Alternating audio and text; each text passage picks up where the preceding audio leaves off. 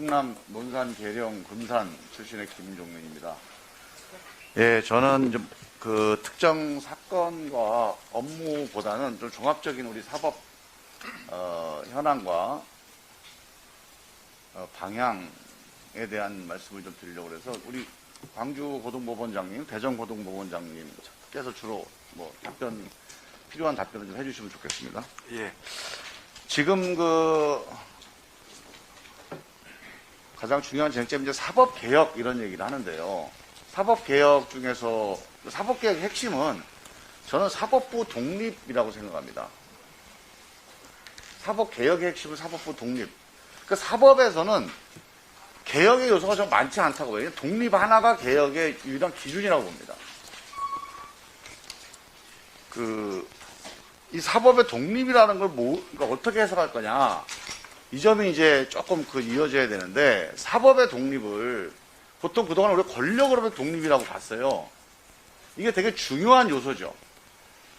사법을 개입하거나 농담, 그 대표적인 게 전두환이옵니다. 내가 가까운 관계 아는 사이라고 해서 조금 기울거나 이러면 사법이 이거 왜곡되는 거죠. 사법 집행이 불신을 받게 돼요. 그 관계의 독립 중에서 또 하나가 있는 게 제19 감사입니다. 우리가 이제 검찰을 주로 그 수사 기소 관련해서 제19 감사를 많이 얘기했지만 법원도 이번에 사법농단 관련된 사법집행권 남용 관련된 재판을 보면 1심이 전부 무죄 나왔어요. 지난번에 영장재판에서도 일반인들과 엄청나게 다른 영장 기각이 있었습니다. 이걸 보고 일반 국민들이 관계로부터 독립되지 못하구나, 대한민국 사법이. 그렇게 의심하는 게 무리는 아니죠. 일단 뭐 하나하나 내용이야 뭐 항변이 있겠지만 기본적인 이 상황에 대해서는 그러니까 이 관계로부터 독립, 이 점의 독립이 지금 이루어지지 않았다는 점. 이 또 하나의 쟁점이 될 수 있겠고요. 저 마지막으로는 법관 본인의 성향으로부터 독립돼야 한다고 봅니다. 그 독립이 되게 중요해요. 내가 가지고 있는 정치적인 생각, 노선 또는 어떤 문화적인 취향 이거에 의해서 판결이 이루어지면 되겠습니까? 안 되겠습니까? 이게 지금 우리 걱정이 뭐냐면 사법부 독립이 중요한 개혁인데 마치 외부로부터의 독립만 독립인 것처럼 오해되면 안 된다. 그러니까 법관이 알아서 하는 게 독립이다. 이거는 좀 잘못됐다고 보는 거예요. 법관 개인이 가지고 있는 편향으로부터 독립되는 것도 되게 중요한 사법부 독립이다. 이 점도 전 중요하게 우리 사법부에서 어떤 법관 판사들이 고민을 좀 하셔야 된다. 물론 이제 판사가 되면 아마 이 점에 대해서 교육을 많이 받을 겁니다. 그리고 서로 간에 기본 원칙에 대해서 이 자기 가지고 있는 편향으로 독립돼야 된다는 것을 분명히 이제 서로 간에 교감도 하고 교육도 받을 텐데 시간이 흐를수록 또 사회적으로 사법이 운영되는 과정에서 볼 때 이 각각의 개인이 가지고 있는 편향으로 독립돼야 된다라고 하는 것이 얼마나 강조되고 얼마나 견제가 되느냐 하는 점에 있어서 조금 제가 문제 제기를 해보는 거예요. 그래서 사법부 독립은 뭐냐면 왜 독립을 시켰냐? 그 법관이 똑똑하고 그 법관이 능력이 있어서 법관한테 맡긴 게 아니에요. 사법부 독립이라고 하는 개념이 나온 것은 법대로 하라는 겁니다. 인간으로부터의 독립이에요. 인간이 가지고 있는 자의성으로 독립. 권력의 자의성이든 여론이든 관계든 아니면 법관 개인의 생각의 자의성이든 인간이 가지고 있는 자의성으로 독립해서 법만 가지고 판단해라. 그래서 그 인간으로 독립에는 법관 개인, 본인의 편향도 거의 포함이 돼 있다. 이런 점이 이 사법부 독립 논쟁, 사법개혁 논쟁에 되게 중요하게 저는 고민돼야 될 주제라고 보는 거죠. 최근에 사법농단 판결도 있지만 지난번에 8.15 판결 한번 보시자고요. 8.15 판결을 보면서 저게 법대로 판단돼야 된다. 근데 영장재판이라는 게 뭐 법 기준이 별로 없으니까. 그러면 이 판관, 이 재판관의 이 판사의 개인적 성향이 반영됐다고 다 보는 거예요. 그럼 그랬을 때 이 재판관이 정말 자기의 개인적인 정치적 편향이라든가 아니 개인적 경험, 문화적인 취향 이런 것으로 독립돼서 정말로 법적인 판단을 엄밀하게 했겠느냐에 대한 의심이 있는 거예요. 얼마 전에 나경원 전 의원이 통기각이 됐어요, 영장이. 그랬더니 바로 나오는 게, 누구해서, 뭐 남편이 판사고 이 사람도 판사였고, 또 누구랑 친하다. 이게 일반 국민에 그냥 먹혀버려요. 대한민국 사법부가 이런 식으로 비판받는 정도의 신뢰를 갖고 있다는 거죠.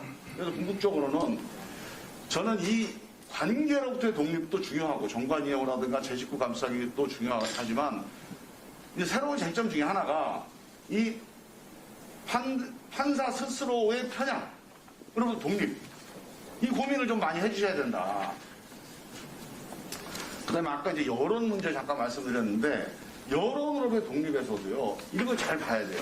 지금 여론이 지금 이제 제가 좀 딴 얘기 하겠습니다. 정치 얘기 좀 할 텐데 정치적으로 보면은 우리 민주당 지지율이 한 35% 정도 됩니다. 그러니까 대개 민주당 한 40%, 저쪽 국민의힘 40%, 중간층 한 20%, 30% 이렇게 돼요. 근데 우리 여론 일반적으로 이제 우리가 기성 언론이라고 언론 한번 보세요. 여기 보면 그냥 객관적으로 볼 때 민주당 쪽에 또는 이쪽 진보적인 쪽에 되게 분리하는 보수적인 여론이 엄청 많습니다. 그러니까 우리가 언론으로 영향을 받는 것도 국민들 전반의 이런 여론 지형보다 되게 보수적인 지형의 영향을 많이 받게 돼 있어요.